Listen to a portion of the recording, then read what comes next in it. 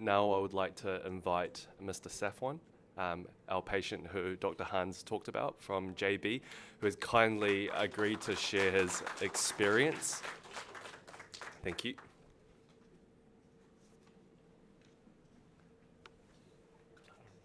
Thank you very much, William. Hi, good morning, everyone. My name is Muhammad Safwan, and you can all call me Saf.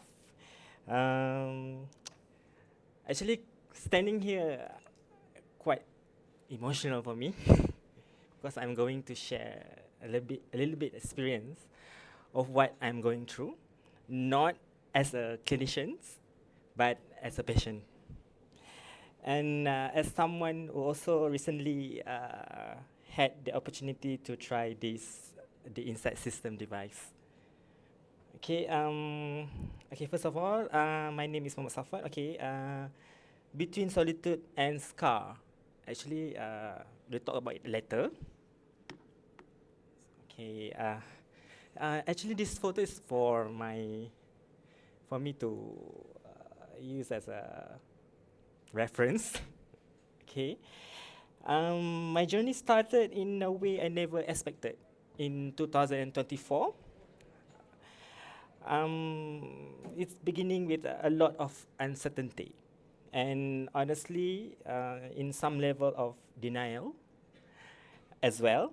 And I thought it's something manageable, but so I continued with my daily life. Okay, until one day I collapsed at home. Actually, in April 2024, I was warded in Hospital Sultan Ismail because I have a terrible back pain. And then they did a CT scan that time. And then I was diagnosed with portal vein thrombosis. At that time, I don't know what is the actual term for that. And then I was there for 2 weeks, and I was given TPN in that time by CVL, through CVL in my neck. And then after 2 weeks, they let me go home. And they say they don't want to do anything anymore. They stopped the TPN, and they say they want me to go home and to eat and so on. And then yes, I tried to go home. But as you see, the second picture is me when I at home. It's in June, but I can't eat. I cannot eat. I feel like when I eat, I feel bloated at that time. But still in denial from myself, also from my family. My family thought it was anxiety. Okay. Also, my colleagues, they said that I was thinking too much about my experience before. So I still managed to go to work. As you can see at the third picture, my weight is like going down, still going down. And as you can see, I wear my pants a bit low because when I wear my pants upward, I feel pain at that time. And then until I collapsed at home, and at that time, I went to HSA. Okay, I don't want to go to, but before that, I went to Columbia Hospital, and the doctor said that you must go to HSA because there are so many specialists there. Okay, so like until one day that I collapsed, and my family took me to emergency in HSA, and they said that my BP was low. It was 70 at that time, and my hemoglobin is like 3.9 something.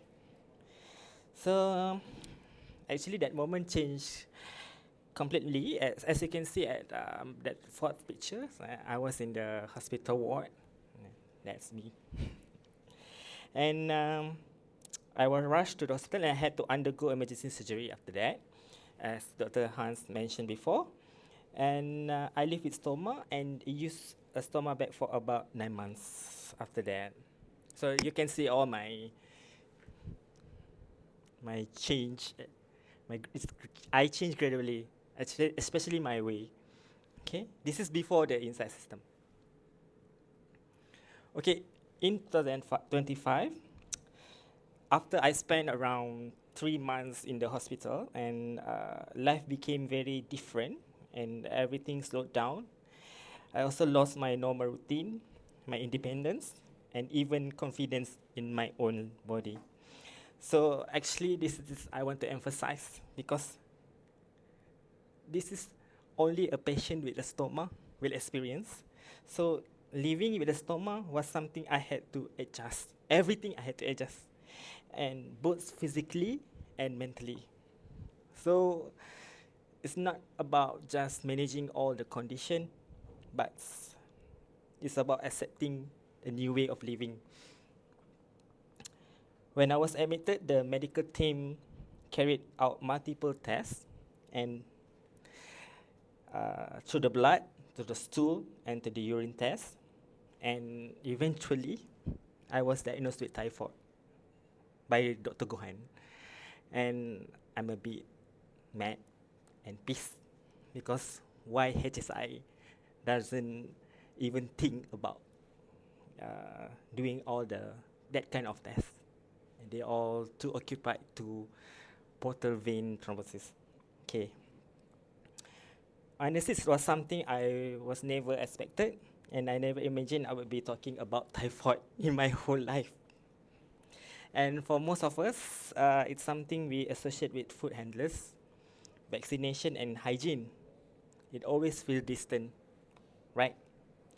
So, by going through it myself, I realized that how serious it can become, and especially when it is not recognized early. Okay, and after some time, in 2025, the medical team introduced to me to this system, the inside system, and at first it was quite resistant for me, and I thought it would be something invasive, and I wasn't sure if I was ready for it. Okay, I was skeptical during the first introduction to this system.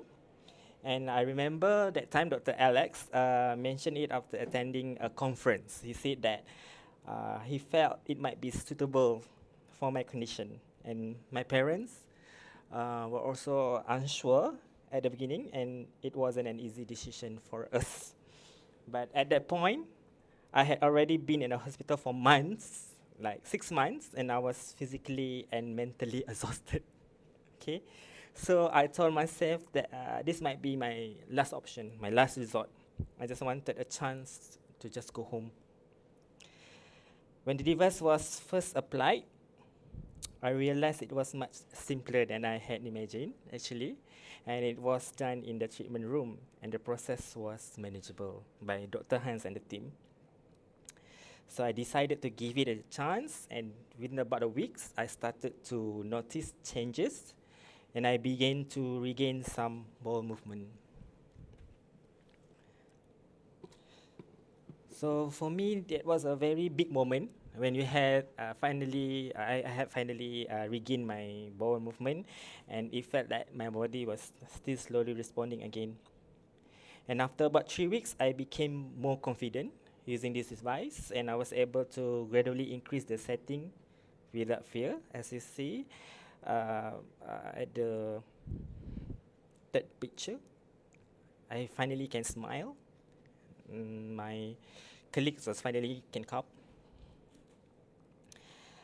And my conditions continued to improve, but actually it wasn't without a challenge, because in my perspective as a patient, I still this is not easy for me, because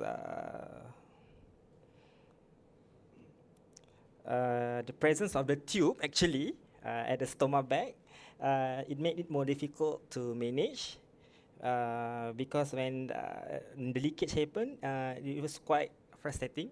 But I have my stoma nurse who managed to help me. I see her today.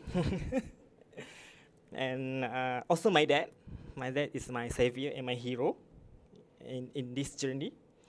And he tried everything different way to adjust the things and prevent leakage.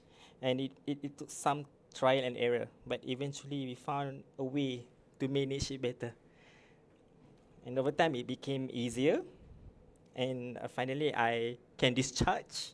As you can see in the fifth picture, I finally can discharge, and I have my confidence back to do an outfit of the day.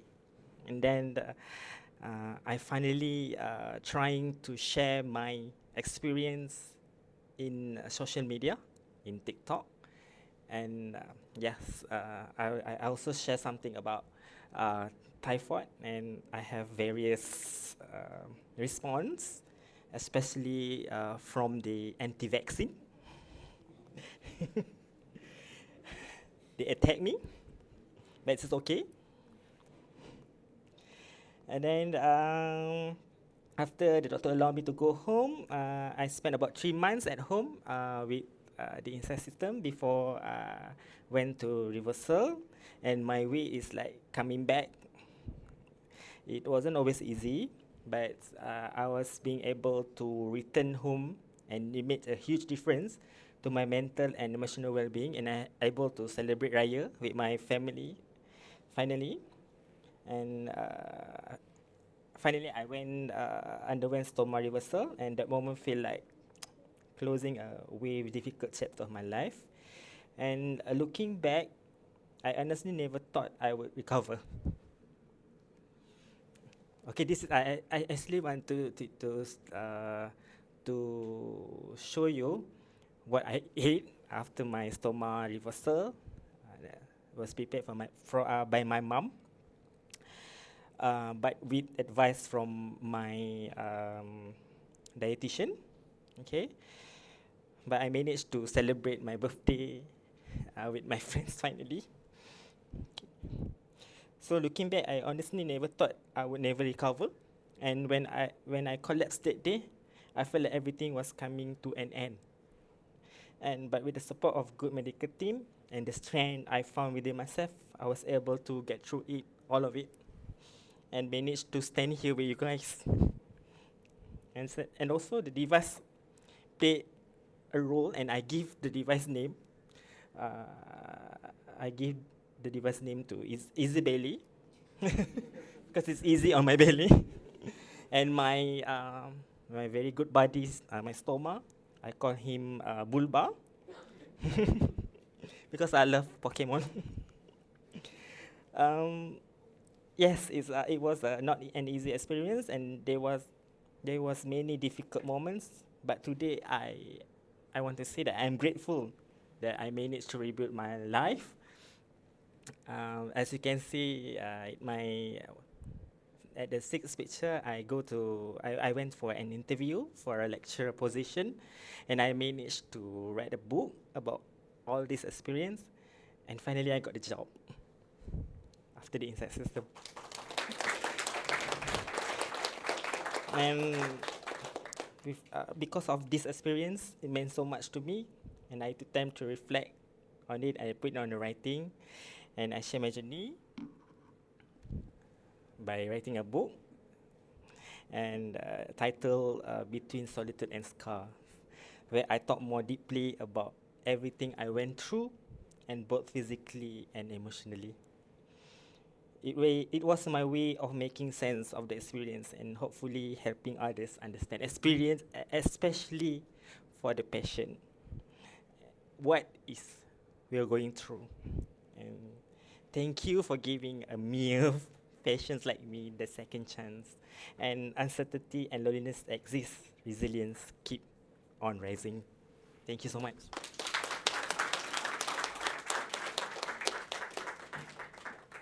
Thank you so much, Safwan. Your courage has been very inspiring, And thank you for agreeing to share such an emotional journey with us. Thank you very much.